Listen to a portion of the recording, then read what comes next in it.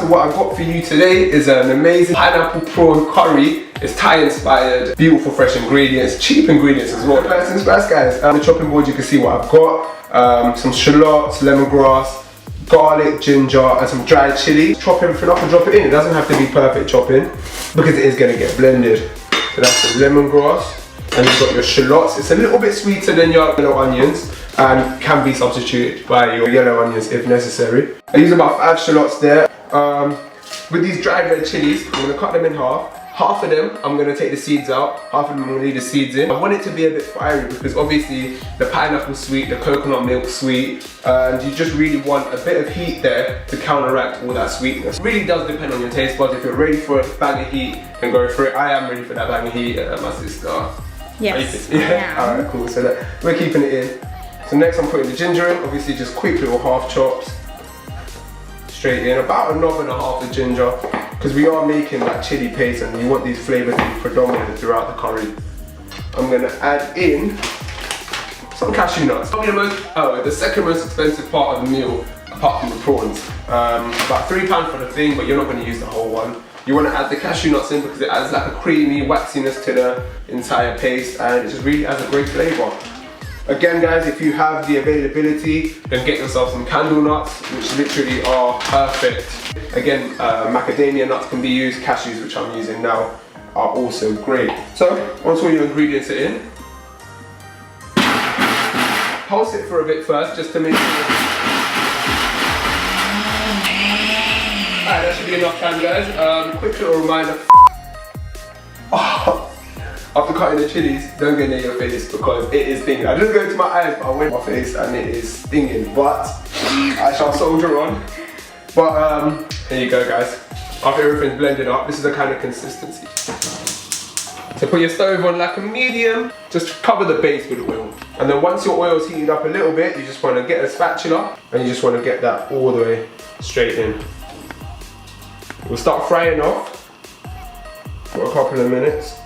So next what I'm going to do guys, grab my pineapple. How do you know if the pineapple's ripe? You pull out the uppermost leaves and if it comes out pretty easily, then you know your pineapple's ripe. Apart from telling about the colour, you can see it's a beautiful golden colour. Pineapple's definitely ripe.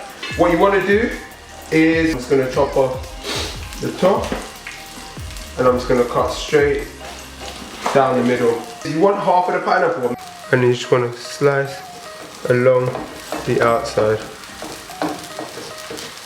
And if you do like eating pineapple and you get itchy mouth, then one of the best things you can do is marinate your pineapple in a little bit of salt. You can see that the colour's intensified a lot, the smell comes out, you can definitely smell the aromatics, and that is literally when it's ready to take it off. What I'm going to do now is I'm going to transfer this beautiful chili paste. It smells fantastic. Put the heat back on at a medium, and into this paste I'm going to add 1 litre of water. Just to start making a gravy now. And this is where the flavours are really going to start to infuse. And I'm also going to add all of our pineapple. Just make sure that the paste is all separated into the water. Bring that up to a boil and then we're going to let it simmer for about 15 minutes. The water's evaporated off, it's about 1/3 of the way that it was when it started. Get some coconut milk. I've got tin coconut milk, cost me 75 pence. And I'm just gonna pour in about half of it. This is 400 ml, so about 200 ml. This is just to add a creaminess to the whole dish, that sense of succulence, that sense of luxuriousness. And if you don't want to use coconut milk, you can also go for other vegan options, hemp milk, almond milk for example. Coconut milk is obviously traditional in Thai cooking, but it's always up to you, so you can always experiment. Up to now, everything in here is vegan, so if you do want to add in tofu, or if you want to add in soya, or vegetables even, now's the time, well, in a bit, when it's ready, you can add in your other options and make this completely personalized to you guys. So the coconut milk has been in there for about 2 minutes now. Now's your perfect time to give it a taste and season accordingly. Ooh. Ooh.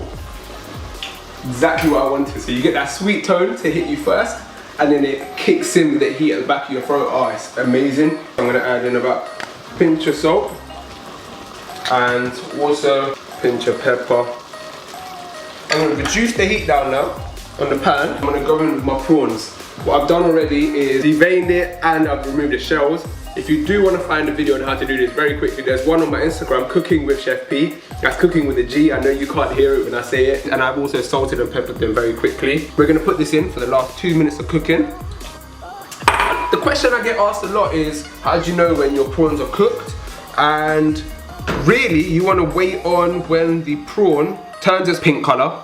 That is the main indication that it's cooked. And as well as that, the prawns, when they start off, they're almost straight. And you want to take them out before they become an O in shape, but you want to take them out as soon as they become a C in shape.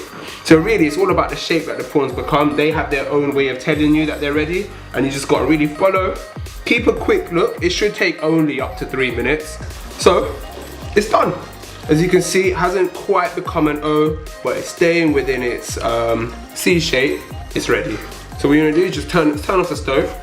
Let it sit down for a second. So I'm gonna finish it off with a little bit of lime. What you're gonna do to get the most out of your lime, roll it quite toughly on your rolling board, chopping board. Rolling board, chopping board. And then just wanna squeeze in the juice of half a lime. And I'm also gonna finish it off with a sprig of coriander. Beautiful prawn and pineapple curry.